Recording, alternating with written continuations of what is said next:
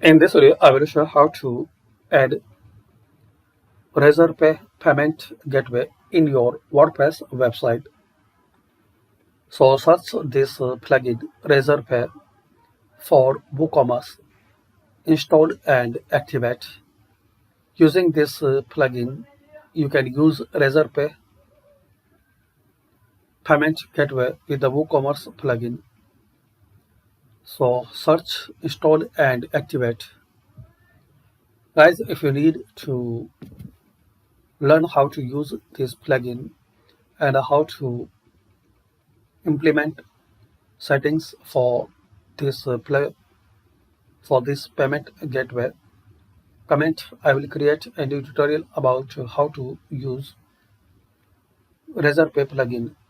So thanks for watching, and please share, like and subscribe the channel for more useful videos.